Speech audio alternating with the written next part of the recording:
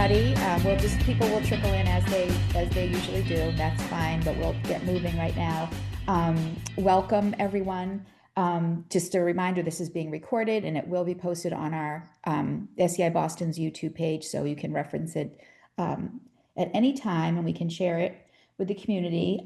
Just a few reminders just to keep yourself on mute, which it looks like everybody's got that.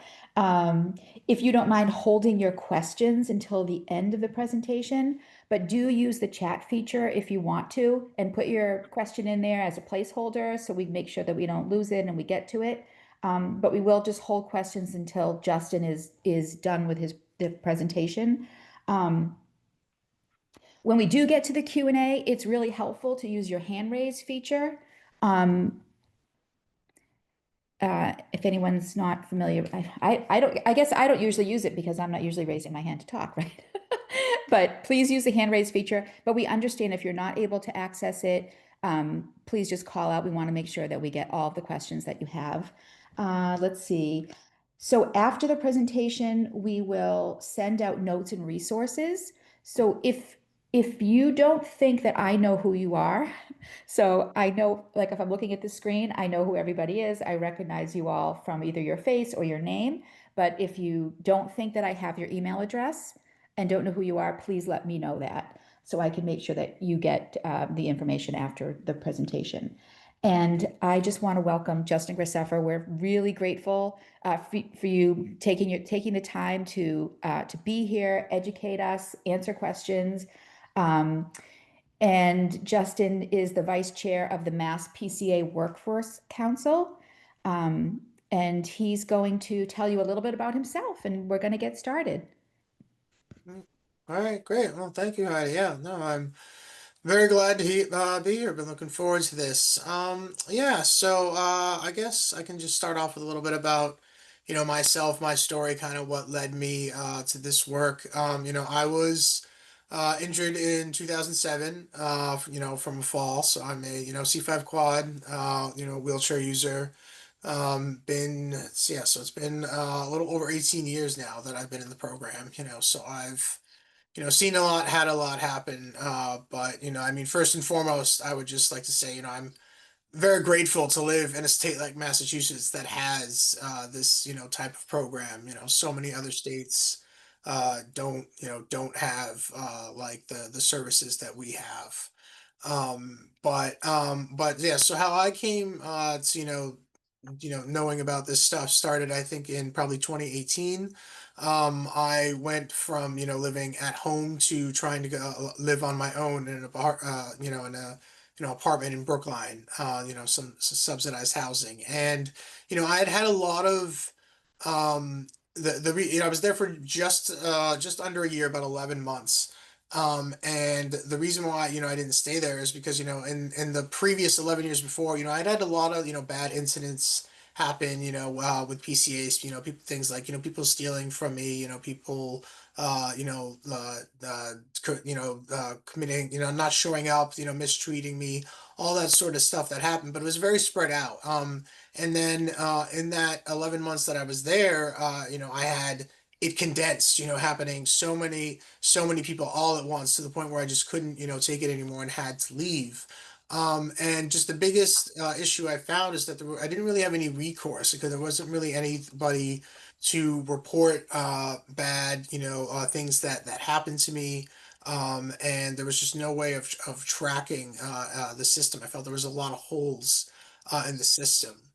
So, I eventually, after, I moved back home, got settled, got a new system, and through some connections, learned about the MASS PCA Council. And what it is, what we are, is a panel of consumer employers.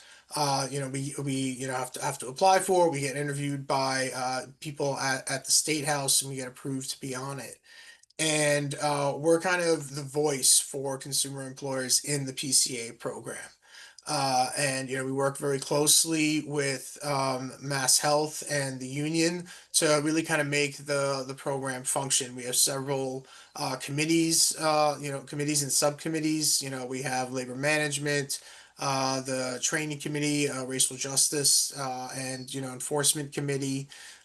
We have a workforce recruiting and retention council. We were part was part of the collective bargaining, the last collective bargaining agreement for the current PCA contracts, which some of the current benefits, those came out of that contract, and we are gearing up next year for the upcoming negotiations for it as well. But I'm happy to say that it took me about a little over 2 years, 2.5 years to kind of build up enough credibility with these people that this was a serious issue, and we did this past year form a new subcommittee to discuss this issue. We are having meetings with the DPPC and the Council on Aging to try and work on new solutions, ways we can track these things, ways to report abuse and neglect that happens to us within the system. And so with that being said, that's actually something I'm not going to talk too much about today, because those meetings are ongoing. But just know that it is kind of an important topic that I will hopefully there will be some serious stuff going on within the next year or two on ways to fix that. This particular program, or thing that I'm going to be talking about today, also came out of the council. As part of the training committee, we develop some of the training courses for that PCAs take, and through that I got to meet the people at the Training and Upgrading Fund for the PCA Union. They're the ones who provide the new hire training for PCAs. They do workshops like med safety, Alzheimer's care. They do also provide CPR courses. And they'd always talked about the wanting to have the a consumer employer's perspective on some of these training programs and teaching it to PCAs. And I was very interested in that, so I applied for the job, got it, and got to start. Now I teach, or they call us facilitators, those courses. But what I found when I was teaching those courses for new hire training, I found that a lot of the information that we're giving to PCAs about the rules and regulations that are in the program, is stuff that not only applies to us as consumer employers, but it's stuff that I didn't know. And at this point, I had been in the program for over 17 years, and there was just a wealth of stuff that I did not know about the program, and it brought me back to when I was first injured, and I never really had anyone kind of teach me how to be a consumer employer. For everybody's experience coming onto the program is different, but obviously, if for those of us who have spinal cord injuries, we have these traumatic and life altering events happen to us, and we go home, and suddenly we're employers. We have to find PCAs to work for us. We have to run programs, submit timesheets, fill out paperwork. And I just thought to myself, there's no one who ever showed me how to do that, and that there needs to be some sort of program or way to teach consumer employers how to do this sort of stuff. So I kind of took it upon myself on with the work that I was already doing to kind of do that. And so I've basically took some of the information from the new hire training and have applied it to us as consumer employers, and along with that, and some of the other stuff and resources that I've picked up over the years. And now this presentation that I have is by no means like official, and I am by far not an expert with it, but I did bring this to the council, and Mass Health, and they actually are very supportive of it, and we've already but it's kind of been taken out of my hands a little bit, because we have had to form another separate subcommittee, because it's government stuff and Mass Health regulations, and they have to make sure that they're within certain rules. So I've had to surrender a little bit of the control over it, but it is we've brought it to our own. We have our own organization that produces material for us and does recruitment for us. And they've already produced one draft of everything that they think needs to be in there, and I even lifted a couple of the good things that they put in there to put in this presentation today. But and that document is going to be even more comprehensive than the stuff I'm going to give you today. But we'll have a lot of good stuff in there. So, but anyways, excuse me while I just get a drink. But with that being said, I'm going to start sharing on my screen and I'll get to the presentation.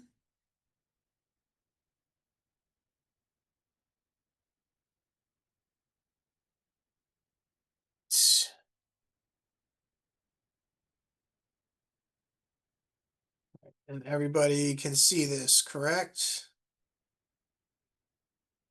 Yes. All right, great. Although, Justin, we can see your notes, I think. Ah, of course. See, I knew it was gonna Yeah. to be true. All right. Sorry, everybody. We tested this before and it That worked. worked great. Yeah. But all right, let me just try one more time to do it. And if not, I can do it without the notes. I just like seeing the next slide. Oh, shoot. It wouldn't be a Zoom call without technical difficulties. No, it would not. All right. Did it happen again? No, it looks like you're good now. Okay, great. Yep, all good, Justin. Awesome. All right. All right. So, being a consumer employer, so this, again, like I said, is supposed to be about, teaching people about how to live independently, teach them how to be a consumer employer, and understanding how the program works and functions, and knowing all the rules and regulation just kind of really makes things run smoother for us. You know, and knowing all the rules and regulations of the program, the things that we're supposed to be doing and the things that maybe we shouldn't be doing is that much more important now than ever. As I'm sure all of Medicaid money, under attack. Is under attack. Massachusetts is under attack. There's so many risks coming to this program, and Mass Health is having to really crack down, making sure that they are, crossing all their T's, dotting all their I's to make sure that we are in compliance with every, federal regulation out there, so that the program, our money isn't at risk. The council, we actually just had a meeting this past Tuesday, and there are a lot of, the MassHealth took a whole hour to go over a lot of the new rules and regulations that they are going to be weren't necessarily strictly enforcing before, but are now really going to start cracking down on. I'm going to touch upon them a little bit today, and what's coming down the line. I hesitate to tell too much because I don't really know all the things that are coming out there. They are going to be putting a lot more information out there. Putting together FAQs, frequently asked questions, that they're going to send out to all of us in the near future. But now more than ever, making sure that we are able to maintain the integrity of this program and staying within all the rules and regulations is just so much more important with everything there is to, that we have to be concerned for now. All right, so some of the topics I'm going to be talking about today are how the PCA program works, the rights, workers' rights, and the consumer employer duties, how to be a consumer employer, some tips on how everything works, and tips and strategies for being it. My objectives are to understand more about how the PCA program works so we can make the program run better for you and function better for your PCAs. To learn your role as the consumer employer, just knowing that, you have certain responsibilities that you need to follow and that you are the person in charge.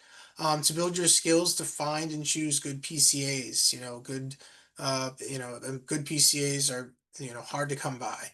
and then to discover ways just to make your life as a consumer employer easier. I hope that some of the information or tips that I, will have today will just really help in making your lives run smoother. All right. The importance of being a good consumer employer. A good PCA is hard to find and that much more important to keep. I'm sure all of you have similar experiences. Where you do, find that you have to go through a lot of different people to, eventually find that one really good one. And so when you do find them, we want to make sure that we are doing things to encourage them to stay around so that they can keep providing us that care. We rely on them to help us with all aspects of our daily lives. So, we need to make sure that we are, treating them and not taking advantage of anything. We have to remember that they're people too and should be treated with kindness and respect. It's real easy for, if they're calling out last minute to get angry and frustrated uh that they're not showing up for us, but we have to remember that they have lives too, and sometimes there are reasons why they might have to call out. And then just good practices, just be responsible, patient, and considerate, and as PCA should do for you. All right, our rights and responsibilities as consumer employers. So there are some things that are very important for us to consider as consumer employers, and that things that we need to do. So first, we are to provide them with new hire paperwork to ensure they are added to the payroll and can start receiving payments. And this is kind of leads me to one of the changes that is coming to the program. The current laws state that that they are not supposed to start paying PCAs until their paperwork is completely processed. I know oftentimes that when we are looking to hire a new PCA, we need them to start right away before that paperwork is processed. And up until now, usually Mass Health has been pretty lenient and letting people start working, and they will back pay PCAs for that time. But that is going to be something that's going to change in the near future. They're no longer going to do that, and they're going to make it so that or because and this is again about strict labor laws that they weren't enforcing, that they can't start receiving payments until their paperwork has been processed and that they've been fully approved. So again, that is a change that is coming, and that is something that we all need to be aware of, and that is to make sure that we are compliant with all regulations and all rules and regulations. And to ensure PCAs complete the required Mass Health new hire training if they haven't already. And that's very important because there are some raises that have come within this past year, and a significant one that's going to affect all of us coming in the near future. And PCAs cannot receive that raise unless they have taken the new hire training. To determine their work schedules, it's important that we are providing a work schedule to our PCAs to not only provide them consistency and job security, but to ensure that we are making sure that all those dates, times that we need are covered. To ensure timesheets are accurate and approved and submitted on time. That again is another change that will be coming. Technically, currently Mass Health will say that they receive timesheets all the time from weeks, months, even after they were supposed to be submitted, and that they are still paying them out. Another change that is going to be coming is that technically they're not supposed to be are only supposed to approve timesheets 1 week after the day that they are due. So like Saturdays is usually the end of a pay cycle. They're only supposed to pay out for that pay cycle 1 week after that actual due date. They haven't been enforcing that, but that is something that is going to be coming down the line. So making sure that we are submitting everything on time and that the PCAs are being paid is that much more important. To provide a detailed list of PCA's expected duties, including the service agreement with the PCM. The service agreement that we sign that approves all our hours. PCAs do have the right to look at that to know exactly what it is they are allowed to do and not allowed to do. I'll touch upon that a little more later. To secure proper storage and of paperwork containing personal information. We are employers, and all their paperwork with personal information is supposed to be put in a secure place. Not just their paperwork, but our paperwork as well.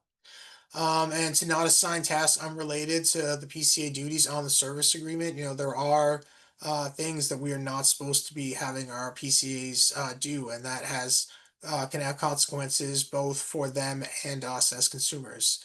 And then to perform a core and storage check if you choose, that is Mass Health is going to make some more options available to you if you want to do that to make the process easier. But again, it's not necessarily required.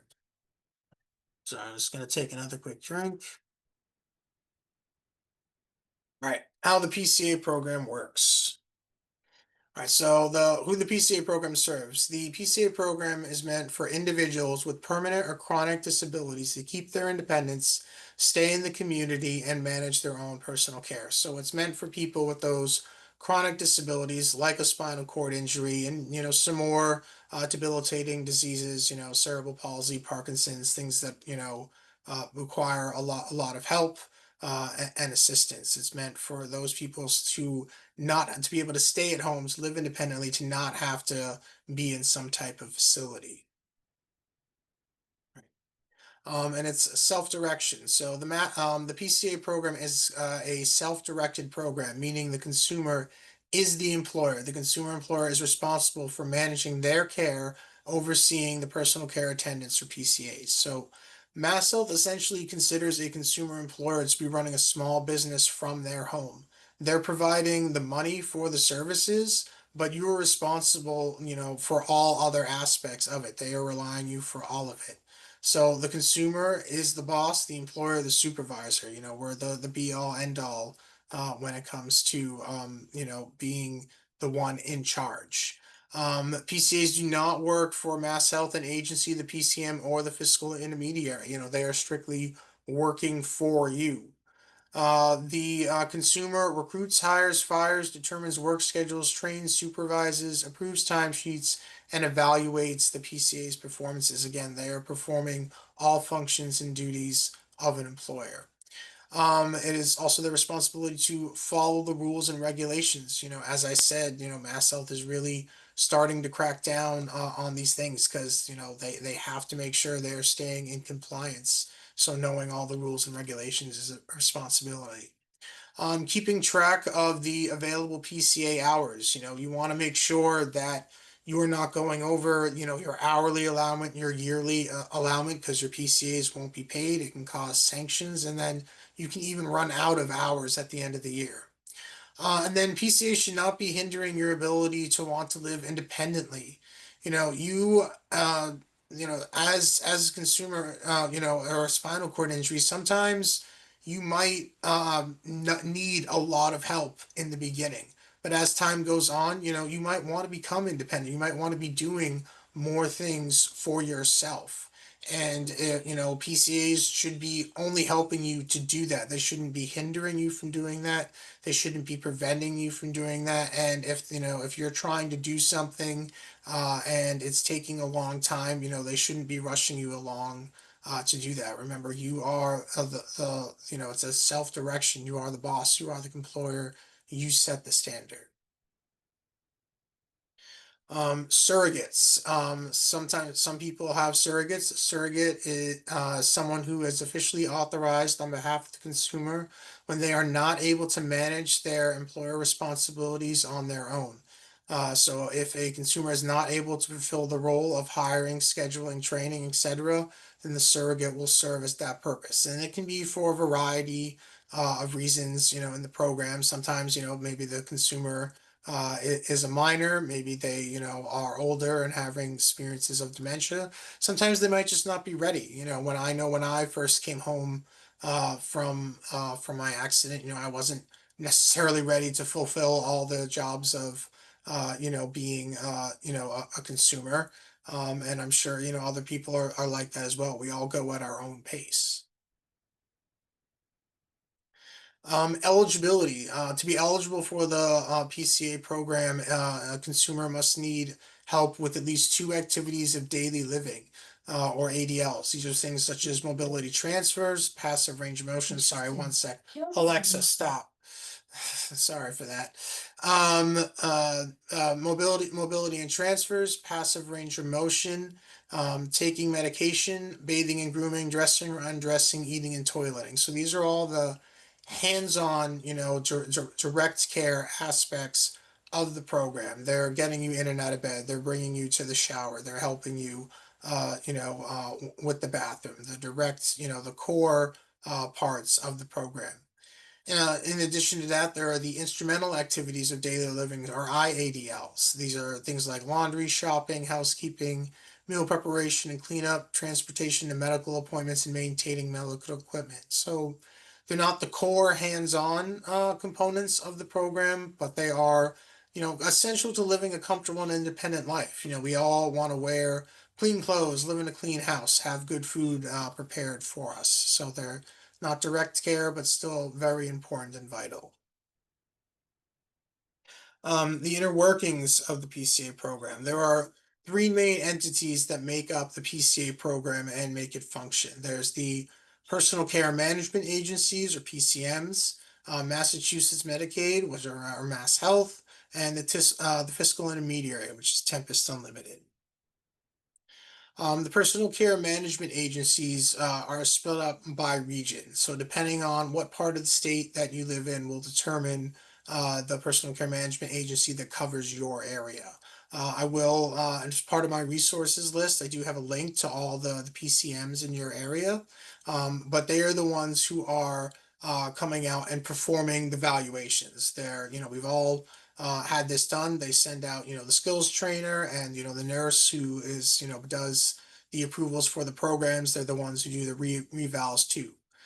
They come out to your home, they perform an evaluation, they ask you the types of services that you need, what the types of services they offer. It's a time to task thing. They're asking you how long it takes, how long, what is it you need to do, everything. They're explaining you all the rules and regulations of the program, helping you with training. And then they're writing all that information up into a service agreement that is, your PCA plan. That plan will then be submitted to, they then submit that plan to Mass Health for the prior authorization. Mass Health is receiving those prior authorizations from the PCM. They're determining the eligibility of the consumer employer and, assigning them their number of hours. And then once they've made their decision, they inform the PCM agency, the fiscal intermediary, and the consumer of their decision for the PCA services. And then they provide the payment for those services. Next is the fiscal intermediary, Tempest Unlimited. I'm sure we've all dealt with Tempest, and we all know that they are not the best. Believe it or not, they are trying. They have gotten better. There was a work group that I was on with them about maybe 8 months ago, and the management team is really trying. They are committed to making it better, trying to streamline it more, but there is often a lack of communication there. But they're trying their best. But they are the ones who are receiving the funds from Mass Health for Services. They are processing the PCA timesheets. They're processing the payroll and deducting the appropriate taxes, and they're processing the W-2 forms at the end of the year. And then they will report any fraud to the Attorney General's office should it occur.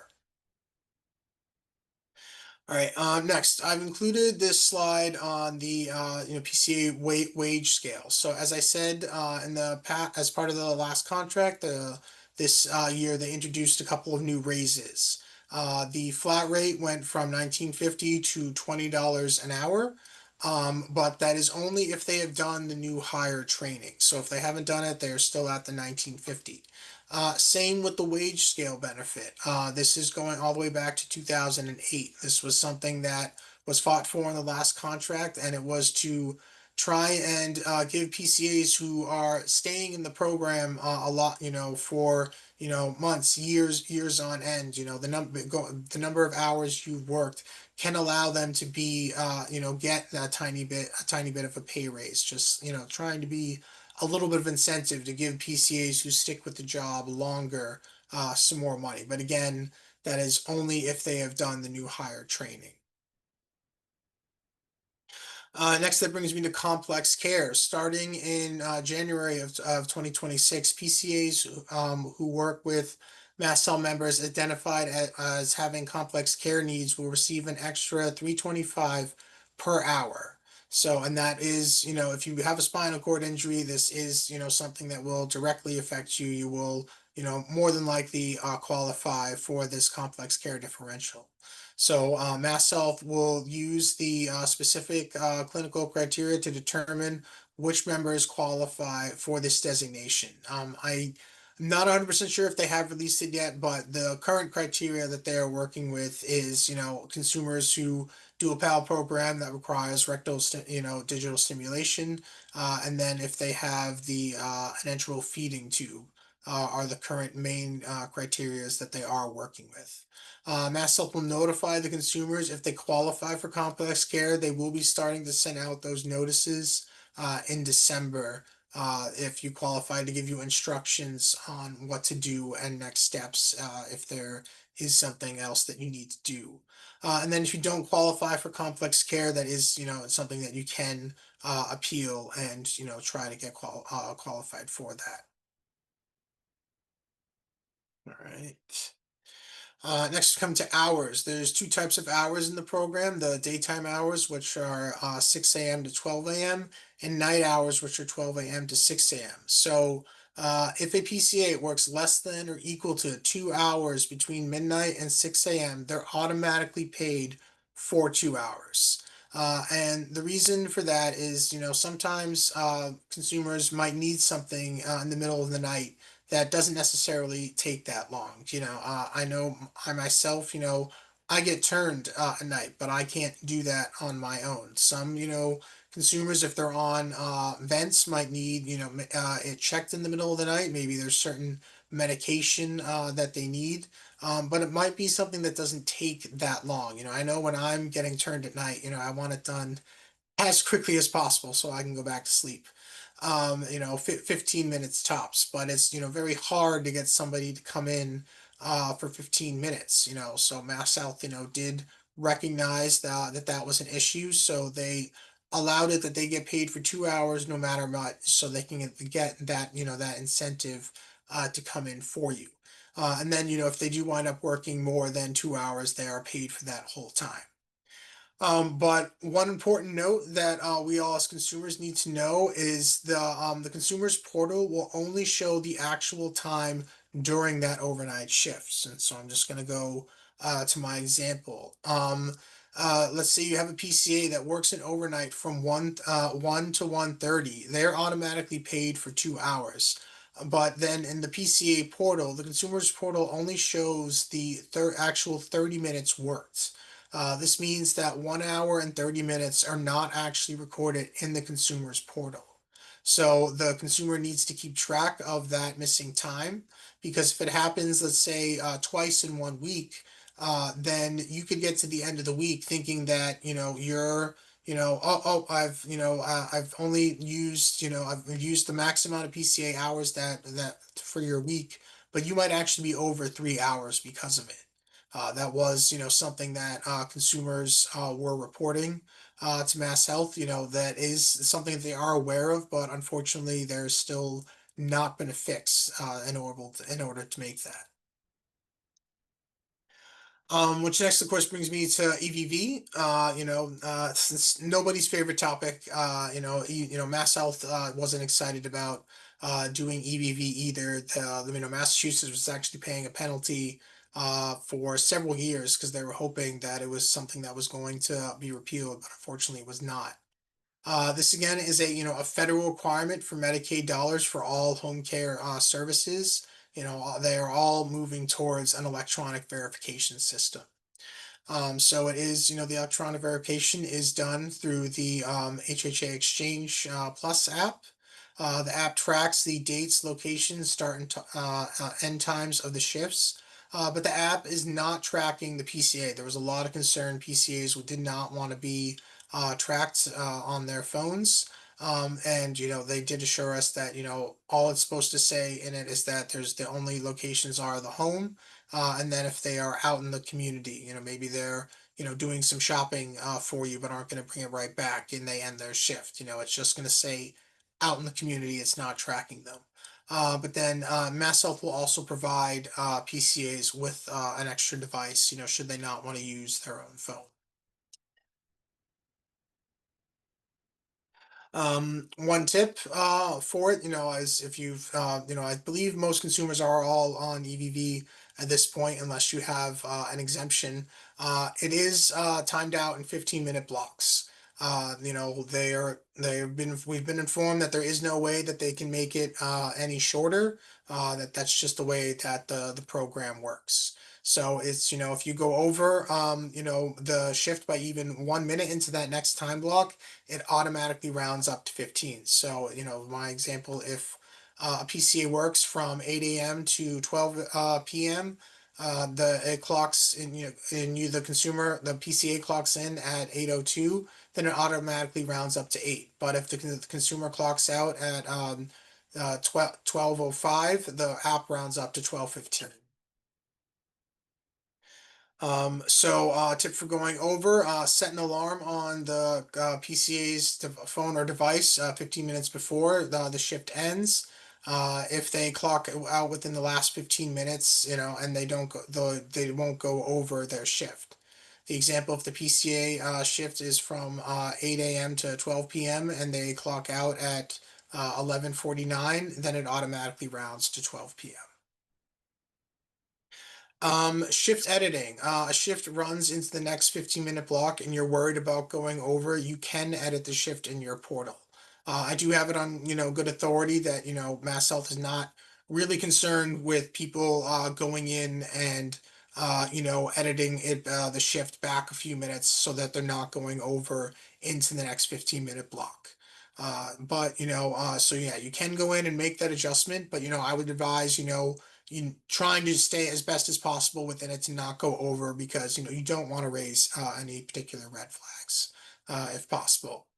And then any shift change, it is always a good idea to talk to your PCA about it to make sure that you're on the same page with them. Paid time off, PCAs can accrue up to 50 hours of PTO per year. A PCA can use that time whenever they want for any reason. It is the consumer's responsibility to find coverage for that time, if they tell you they're going to be away. And then a consumer cannot deny PCA from using their PTO or taking a vacation. If they are saying they want to, go on a vacation, or letting you know in enough time, then you do have to honor that. But they can also cash out their PTOs. So, it is currently with EVV, the consumer has to do all of it. So I just do have a quick slide here that shows you how to do it. It's really, I'm sure most of you have done it, but you just go in there, you select the consumer, the PCA, you go into the add new shift, and then you just select PTO on the top. Overtime, your standard work week is typically 40 hours. Mass Health, anything over that is considered overtime. Mass Health doesn't really want to pay overtime. If they can avoid it, they will allow PCAs to work as much as 50 hours per week. And then if there, any reason that a PCA needs to work more than that, all that time does need to be approved by Mass Health. And I will have a link at the end for that overtime exemption. The overtime exemptions are the temporary authorization for short-term needs, things like, PCAs on leave, or on leave, needing to hire someone new, or the continuing care for long-term needs, like a specialized skilled PCA or something like hospice care. All right. When PCAs cannot work for you. So there are a few situations where PCAs cannot be providing services for you. This is if you know an extended hospital stay, nursing facility, rehab facility, daycare, or doctor's appointments. And again, this is another Medicaid requirement. It's basically the reason is that Mass Health is already paying for that medical service. They're not going to pay for an additional PCA on top of that. It is, the most unfortunate or inconvenient when it comes to doctor's appointments. Lots of times, PCs might be driving you to those doctor's appointments. I know I'm not able to self-transfer myself, so I know if I'm going to be getting out of the chair, I would prefer to have someone there who knows what they're doing to get me in and out of the chair. But unfortunately, that's not the case. They're not going to pay for that. That medical facility is considered responsible for those services. PCAs are supposed to be clocking out when you get to that medical appointment and then clocking back in when you leave. That again is, something to make sure that you are staying in compliance with all the rules and regulations. If you were to violate that, you can be subject to sanctions. This next little bit comes directly from their language. Mass Health may impose sanctions, including but not limited to termination or suspension of the consumer's participation in Mass Health for failure to comply with the Mass Health regulations, including but not limited to repeated failure to PCAs to work within the weekly hours limited or authorized or for overtime. So, just again, Mass Health's not in the business of, kicking people off the program. They're going to send you several series of letters to let you know this before time. But again, it is just important to be conscious because, you don't want to be committing fraud, which brings me to the next slide, which, on fraud, sometimes you may, be committing, fraud unknowingly, if you saw, going to the previous slide, with medical appointments, no amount of fraud is too small. The program does serve quite a large amount of people throughout a state. And it is, that much more important now than ever that we are protecting the integrity of the program to make sure that, as many individuals as possible can live at home with independence. All right, so the PCA's employer rights and the consumer's employer duties. So Mass Health laws and workers' rights. Sometimes people think because it is home care without a human resources department that the same rules do not apply. This is not true. And we have to, as consumer employers, be, apply to all the rules and regulations, and the same goes for PCAs. This next thing is something I actually just learned recently myself. PCAs are considered Mass Health contractors, meaning that they, are required to follow all Mass Health employment laws. All PCAs are subject to local, state, and federal employment laws. So again, we have to make sure that we are following them, and they have to make sure they are following them. The freedom of discrimination, you can't discriminate against any person for their, race, gender, sexual orientation, age, religion, whatever it may be. Freedom from sexual harassment, it's unfortunate, but it is something that does happen in the program. It is, something that, should not happen in the program. And if it does, it should be reported to the PCM. PCAs have protection, to work in a safe and healthy environment. We do have to make sure that we are ensuring that there is, a clear way for them to get in and out of the house in an emergency, that we have working smoke detectors.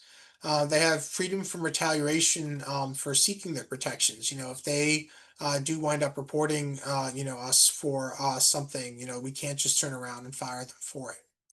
And then overtime, again, they have the ability to do overtime, but all that time does have to be approved. Clear expectations. PCAs are allowed to ask for a detailed job description upon hire and can ask to look at the PCA or at the service agreement from the PCM. That service agreement, as I said, they do have the right to look at to make sure that they are, staying within all the rules and regulations. But it is also can be a good idea for you as a consumer to provide them with your clear expectations yourself. This next slide is actually a form that I give to all of my PCAs. I started doing it when I was living in Brookline and having so many issues. It's just kind of a basic layout of the morning shifts, the evening shifts, the times. What I expect. During that, just so we're on the same page. And then I even have them sign it. Again, I did have someone once try to affect my benefits, call Mass Health, tell them I was withholding information. So I do just make sure that it's clear. Gray areas. So there are some gray areas in the program. PCAs should only be performing the physical assistance for the Mass Health approved tasks as described on the employer's evaluation for PCA services. It is the employer's responsibility to explain these tasks to their PCAs. However, there may be times when the consumer asks the PCA to do additional tasks that may enable the consumer to live independently. And so the questions that need to be asked in this situation is when it comes to these tasks is, does this fall within the guidelines and regulations that are approved for Mass Health tasks, and will this enable you to live independently and run your home program? The example I always like to use with this one is opening the mail. I get, we all get lots of mail. I get lots of mail from the insurance, from the from Tempest, from, all about the services in the program and running my program. But I can't go through the mail myself. I need someone to help me with it. It's, not going to say that on any program, help me with my mail, but it is essential, for me to live independently and run my program. So that is, the questions that you need to be asking yourself and making sure that you are doing. Things PCAs cannot do for their employer. Cooking meals or doing laundry for the entire household. If there are other people living in your household, the PCA cannot be doing stuff for them. They're not babysitters. If you are a consumer that has kids, they can't be babysitting your kids for you. That's something that you have to find other people to do that. Any type of sexual tasks, again, it's unfortunate that has to be talked about, but it is something that has happened in the program, and that is clearly not allowed. Recreational, you do become friendly with your PCAs, but it is important, they can't be doing, getting paid to do recreational activities with us. Feeding animals, cleaning cat litter, or animal litter, that isn't something that we're not supposed to ask, unless it is a service animal. Certainly, if you have PCAs that are animal lovers and they don't mind, by all means, but we're not they can't be expected to do it. Doing anything like, buying anything illegal, like buying illegal drugs, we're not supposed to be doing that either. That's, this is something that is coming from, the Mass Health New Hire orientation. Something fraudulent, we shouldn't be doing that. PCAs aren't on call, they can't be paid for being on call. Splitting paychecks with a consumer employer, that is again something that has happened in the program, and that it's shouldn't be. Getting paid for sleeping while at the consumer's home at overnights. This is something new that I again learned myself. PCAs aren't supposed to be sleeping at the consumer's homes. Asking PCAs to perform tasks that put his or her health or safety at risk. We're not supposed to be asking to do things like that.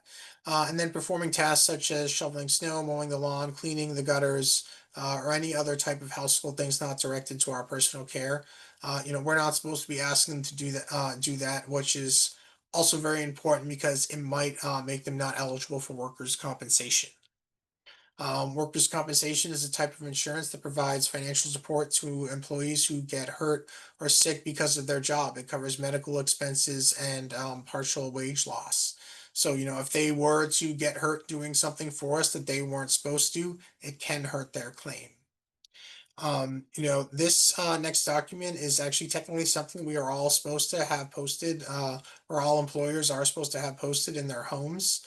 I don't know anybody that does have it, but this is the information about it. This is a simple slide that I have here with the information. It's the Atlantic Charter Company, but again, I will have all this resource for you at the end. Just to kind of wrap up, the one section on it is PCAs are entitled to a safe working environment and are not expected to perform or to participate in any aspect of the employee-employer relationship that threatens his or her health and safety. This includes an environment that is free of abuse, sexual harassment, and is limited to the ADLs and IADLs as authorized in the program. Really just again trying to sum up this whole section. Right. So some strategies for being a consumer employer. Communication. Communication is really just an essential part of life. It is good, really, in any dynamic or situation.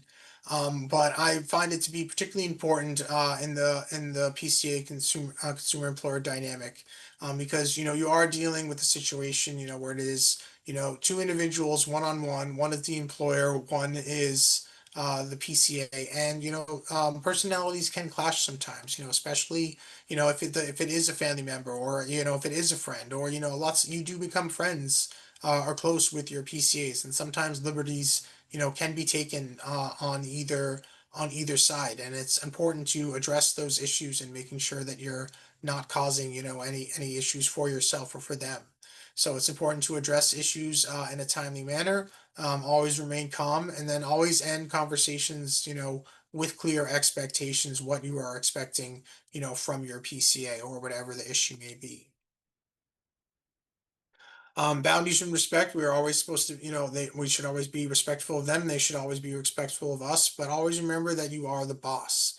If there is something specific that you want them to do a certain way, you should, be providing them the training for that and being patient with it. It can be a difficult balance, again, with friends and family. And then we are always supposed to make sure we are keeping to the job tasks. Practicing communication and boundaries, talk about your boundaries with the PCA. They should be always have good open lines of communications. Explain how their role supports your independence. Again, they should always be helping you to try and live as independently as possible. They are there for your support. They shouldn't be hindering you. They shouldn't be preventing you from doing things, and you should always be communicating with them.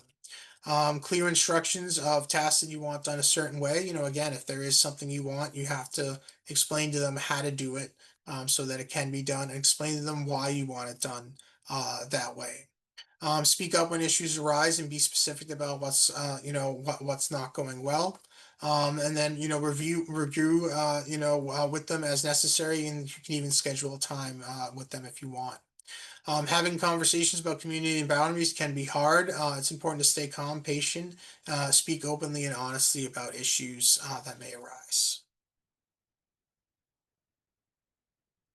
Um, so resolving disputes, disputes are bound to happen. It's natural with any close, working proximity with someone. These things can happen. The key is how you handle them. So, making sure that you are always staying calm, being respectful in your words and actions, remembering, that you are depending on your PCAs, to provide you support.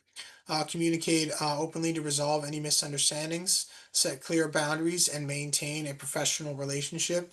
And then, take a break, from it. If emotions are running high, it's okay to come back to situations. Hiring PCAs. I'm gonna, talk a little bit about, how we hire PCAs. Hopefully you're all aware of the MASS PCA directory. If you're not, this is a great resource that is out there available to you. It is actually one of the responsibilities that there are things that that the PCA Council handles. The MASS PCA directory is a free online platform to connect consumer employers with PCAs. Consumers can, put up job postings, and you can browse PCAs, their listings as well. They can put up profiles, put their availability, their skills. So they can you can search for them and they can search for you.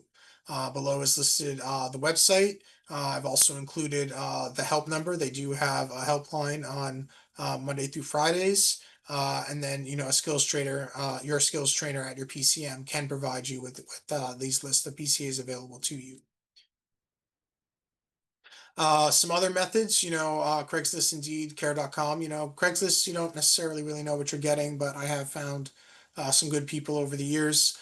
Indeed, I'd say is probably a little slightly a step over. They do have a paid service as well.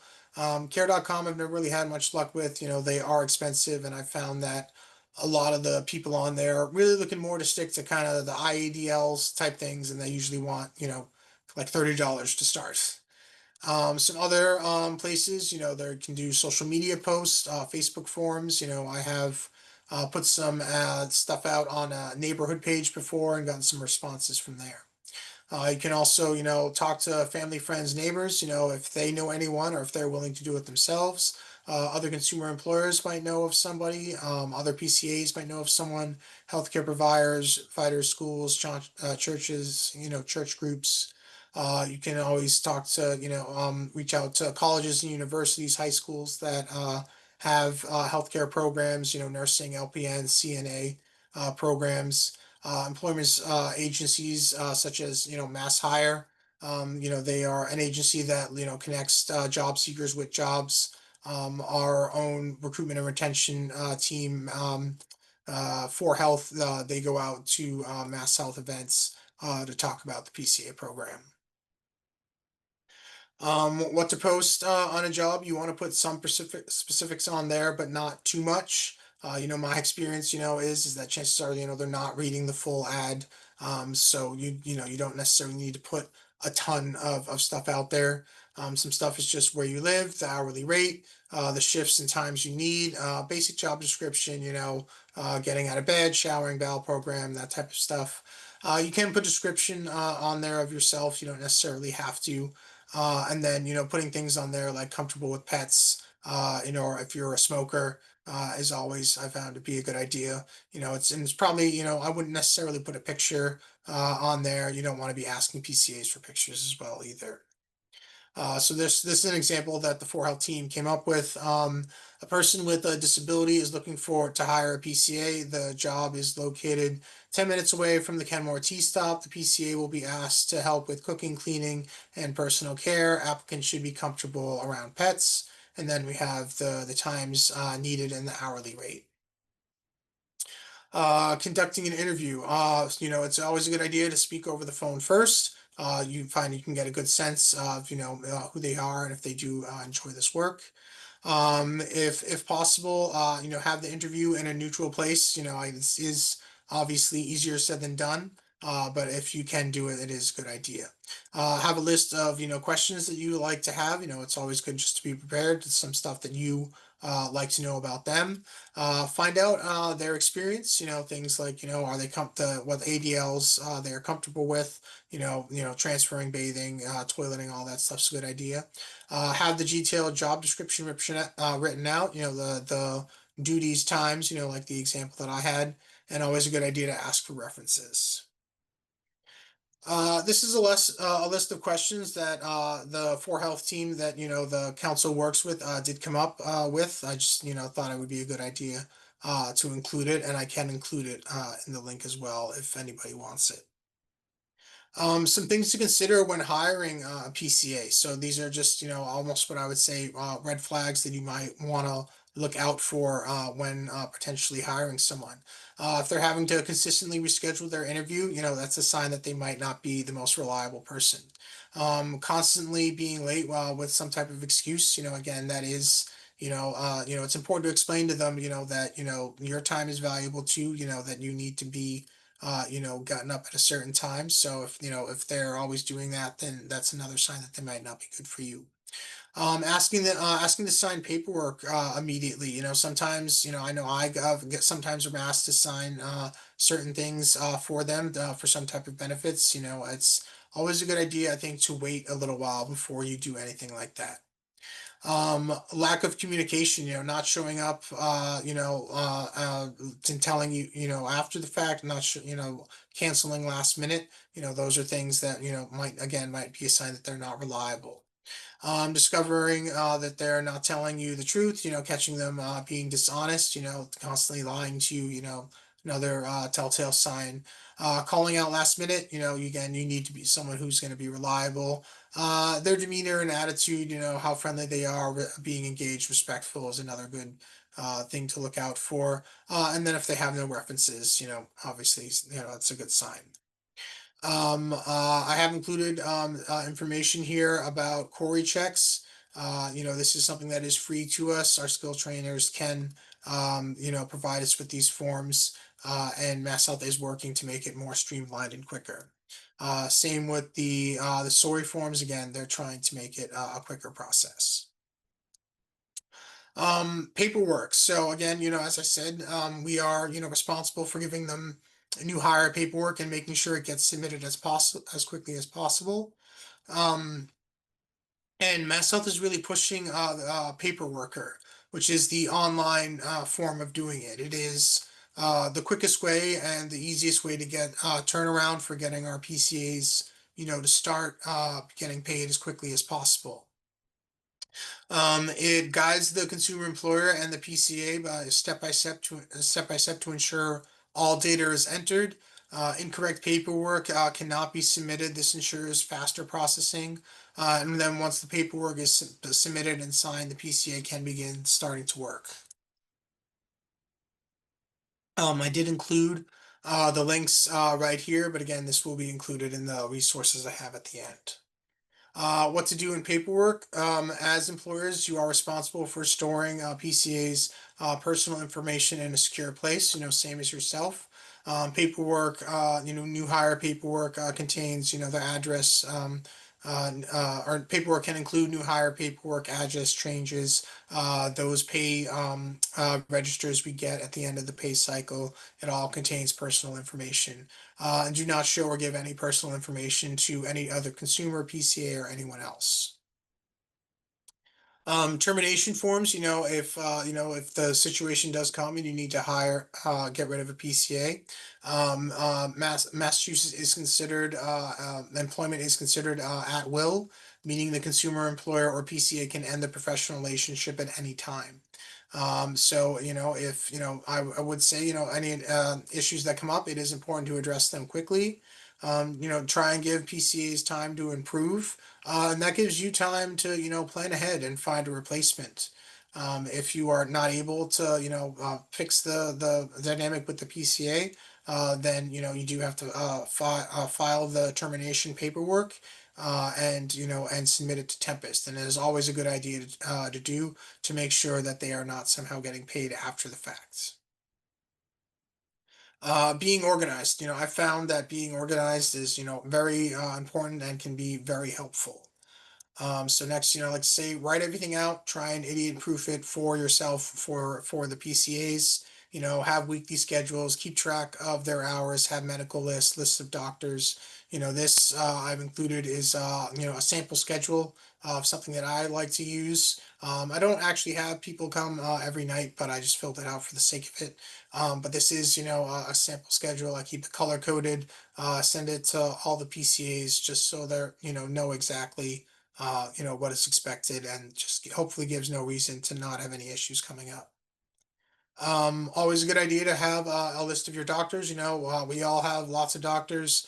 Helps to have a list for it for any type of emergency. Same with the medication list. We all get asked when we go to a doctor's appointment about our medication. It's good to have it. I did include this right here, which is actually a copy that I give to medical appointments. Has all the medication on there, the dosages, and the times I take them. This next thing I included because I attended a program a few years back called Empower SCI. Some of you may know of it. It's great program. Really speak highly of it. But this was a little tip that I picked up. I met a participant there who just had all these pill bottles in bags, carrying them around, and was just very, I found very cumbersome. And so I showed this to him, and I found out a lot of other people didn't know about it. These are pill packs. I get this, most pharmacies do have this service. But I would talk to your insurance company about it as well. They might have a vendor for you because pharmacies will typically charge. But yeah, I get all my pills sent to me every month in this pill setup. It just gives it's a week worth. It gives all the pills out there. It has everything listed on there. And for the week, there is this other information on there. It has pictures and the information down there. I would just say if you do use this service, make sure you are checking the sheets so that the accurate medication is on there. I've never really had a problem. The only problem I've ever had is maybe when something hasn't been refilled and it just didn't make it, there in time. But yeah, always check it. What to do if a PCA calls out? This is very important because it does happen. It's important to have some type of backup plan for these situations. Try calling another PCA. Always make sure you have access to a phone or a way to call them. Choose flexible workers who can cover shifts as needed. Hopefully, talk to friends, family, friends, and neighbors. As a possible way to come get you up in a pinch. And then ask non-hired applicants if they'd be willing to come, in an emergency or as backup. Check in regularly with former PCAs to confirm they are still available. And then, if you do have somebody come in who used to work for you in the past, paperwork is only good if they're inactive for up to 6 months, they will be taken off the payroll. And then coordinate with other PCAs, are in their area, for your support. You can talk to other consumers who work or other PCAs in the area. And then depending on the situation, you may even need to call 911. Post an emergency list. It is always a good idea to have, be prepared in an emergency, have your emergency contacts, list of the police, fire, ambulance services in your area, the preferred hospital or, primary care doctor, responsible members of the family, friends, neighbors, the support people, other PCAs, the emergency services in your area, if you have one, snow emergencies, a good idea to have. And then can be a good idea to register with your local fire department. Sometimes they do keep, a list of residents who might need extra help. I do know the police and fire in my town do know of me mostly because they have had to come a couple times for ambulances. I did have one PCA once who did get pulled over by an officer. She was running late. She did explain, she was coming to me. The guy happened to know who I was, and they let him go. So can be a nice little helpful tip every once in a while. So just kind of to wrap up, my helpful tips, it is a good idea to try and be as organized as possible. Keep calendars with reminders, have interview handouts for your interviews, have, good storage and folders of all the PCA paperwork and yours, weekly schedules, med lists, reminder of the pill packs, doctor's list, your emergency contacts, and then always make sure you're keeping track of your weekly hours. Negotiating health insurance. This is a huge challenge and something, we all have to do.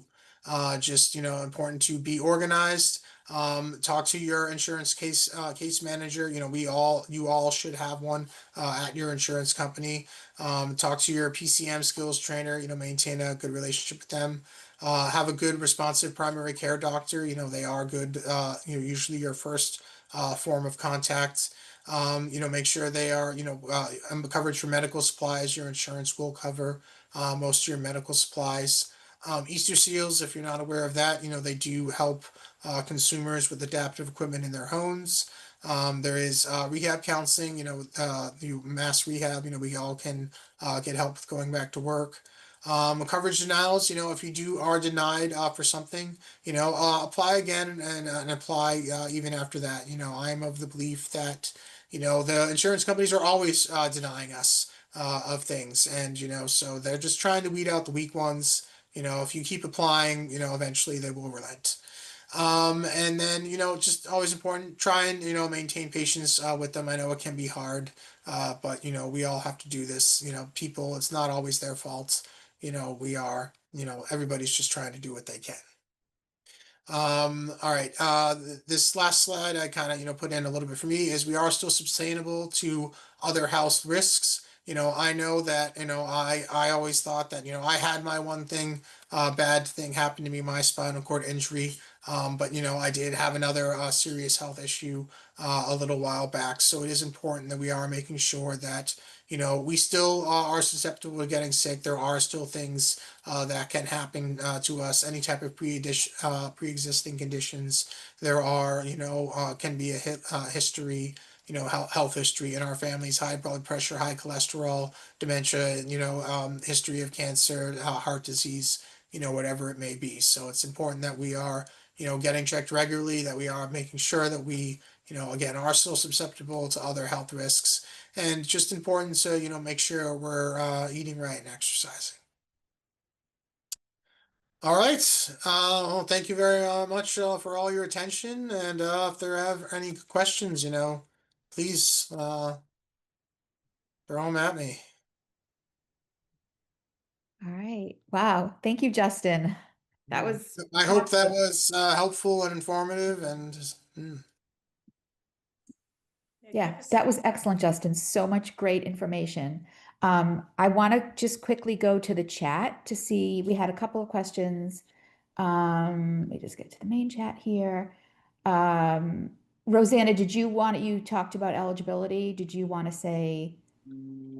I think I just wanted to emphasize when you're checking your mail, as Justin talked about, keeping track of that, there's reviews that happen annually for the Mass Health Standard or the Mass Health Common Health. Those are the only two programs that will pay for the PCA program.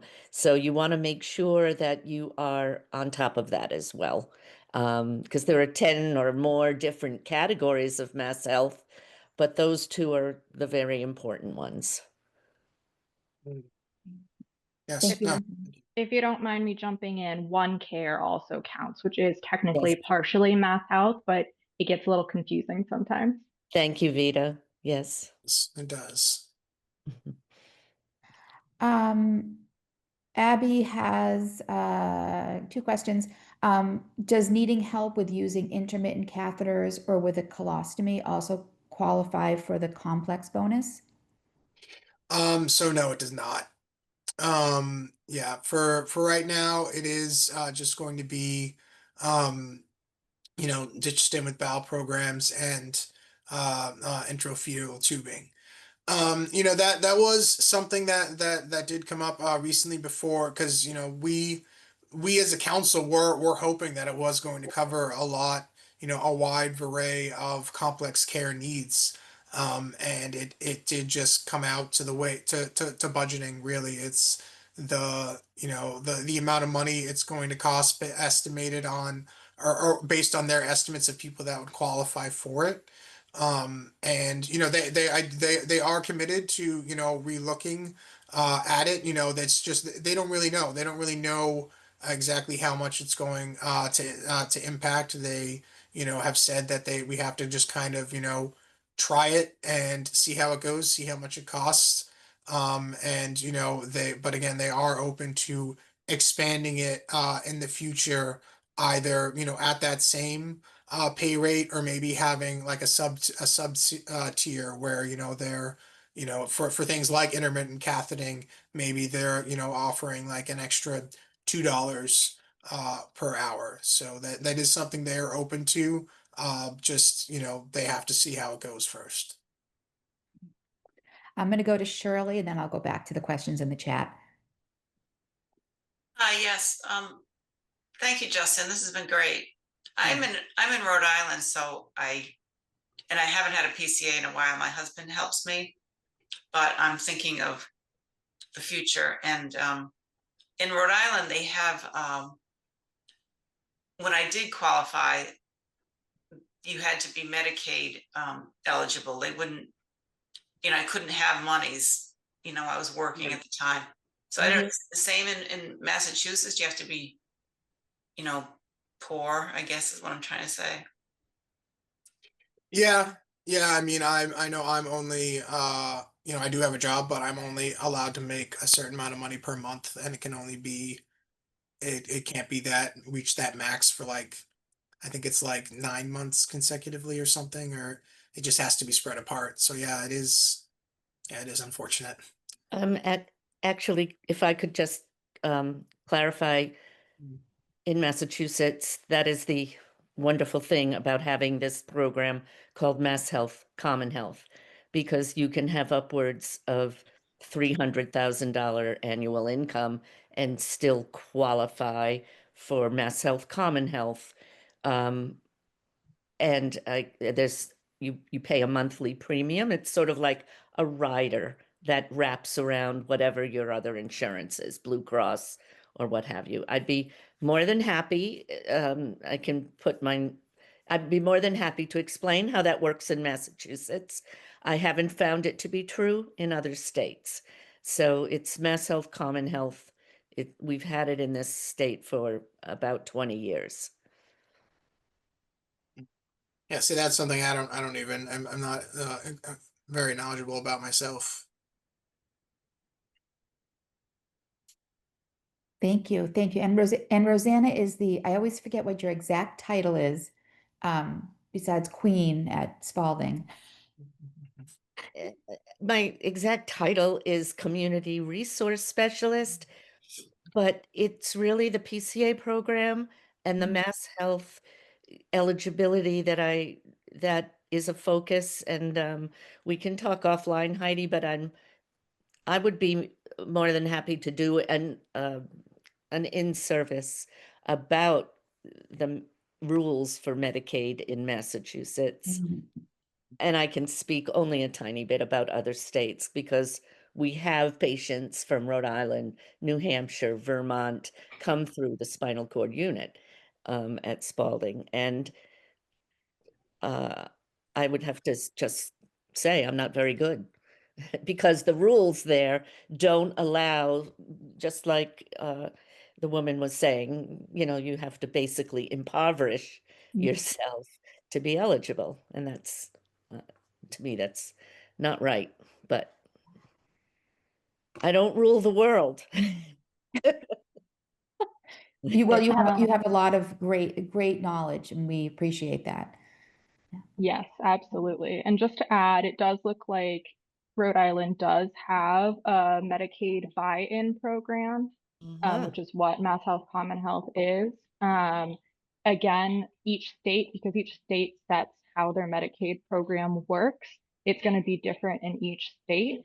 However, I am looking at an article that says that you don't even have to be someone who's working in order to participate in the Medicaid buy-in program, but they may still have asset limits. But it's definitely something to look into, Shirley. Where did you see? Where is that? Where can I look that up? What site are you on? I just did a quick Google. It was a news article from the Paul V. Sherlock Center. I could put the link in the chat as well. Thanks, Vita. Thank you. Vita is a guru. Vita, I think, was the first person I talked about doing this, like over probably almost a year ago, or maybe even over a year ago. And I'm so glad you did it. Yes, no, me too. Yeah, Thank you. it's great. It's great. It's going to be so glad it's recorded and it's something that we can share with the community. Thank you, Vita. Thank you, Rosanna, for adding to this. So Abby also asked, can PCAs carry over PTO year to year? If so, up to what max? They can carry over PTO, but like whenever we're doing a new hire orientation, we always tell them not to because, let's say they have 20 hours left over at the end of the year, they can carry it over, but then so the max is 50 they can earn. So they can carry that 20 over, but they can only then earn an additional 30 on top of that. And so that's really where the kind of the cash out option came, is that now a PCA doesn't need to go on vacation. They can just simply say, I have 10 hours of PTO. Can you put that in for me? And so all you do is, just put it in for a time that they're not working for you. And then, just submit it. Thank you. Carry it over, but they shouldn't, because then they can't earn more. Thank you. Maureen is asking, what should happen when the consumer goes on vacation? The PCA still gets paid or no? If they get paid, how do we submit that timesheet? Okay, so yeah, they can get paid. Is as long as it's within the continental United States, they can still get paid for you. So if you were gonna go on vacation, then you would want to apply for that that overtime exemption form. And I do have a link. I included that in the resources page for it. And then you would just let them know. And then you would still do, if you're on EBV or if you have an exemption, because I know there are a lot of people that have exemptions. They would just, you would still fill it out, using the app. Okay, so just again to reiterate, there are a few people that, oh, Vita, please go ahead. Hi again. This is less of a question and more of for your information. I know Justin mentioned the PCA Workforce Council meetings, and those are public meetings, some of them. And when they're public meetings, anyone can attend. So if you're interested in getting some of this information when it comes up, you can attend, and just let me know if that's something that interests you, and I can send my email in the chat. Yeah, I included in the resource list too. There's actually the council admin has a phone number and an email address. I did not know that, but yeah, so I'm sure whoever answers that phone could probably give you that information as well. Thank you. Yeah, so just very quickly, there's a few people here. I would like to be able to follow up and send you our notes, but I don't know who you are. So if you don't think I know who you are, or if you're not in our system, then please share your email address with me. But I think mostly everybody we're good with. Justin, thank you so much. This was really fantastic. Just such terrific information. Appreciate your time. Thank you. Yeah, great resources for our community. And oh, thank you, Laura. So, and if anybody needs to get in touch with Justin, maybe, I don't know if you already put it in the chat. Yeah, no, I didn't, but yeah, please, you can put my email in there, and please feel free to reach out. Okay. I just want to, it's JFocused7? Yep. Yeah, okay, just want to. I just wanted to say your thank Gmail? you to you, Justin, for the presentation. It was so good. Sorry, Heidi, I thought you had to. No, I just want to, no, sorry, 1 second, Molly. Is it Gmail, Yeah. Justin? Gmail, yep, at Gmail. Sorry, I know I've emailed you plenty of times, but I did. Okay. All right. I don't know anybody's email. All right, go ahead. Sorry, Molly. No, that was all. I just wanted to say thank you. It was such a great presentation, Justin. So much information. There's a lot of information, but you had it so well organized. And I think the links that you provide will be really helpful. And it does sound like there will be some changes, so that we will all need to try to stay aware of those. And if we'll try to share those with the community as you tell us about them also. And thank you to Rosanna and Vita for your support on the Ed series too. But big thank you for the time. They will be doing some more meetings. I even forgot to mention, I think there are going to be 2 online info sessions happening in November to talk about the changes as well. So be good for those. Okay. Great. Thank you. Excellent. All right. Thank you all so much. And just in general, always reach out to myself, to Diane, to Molly, if there's any way that we can support you. If you have any questions, anything we can be helpful with, we are happy to do that. All right. Good day, everybody. Thank you. Thank you. Great job. Thank you.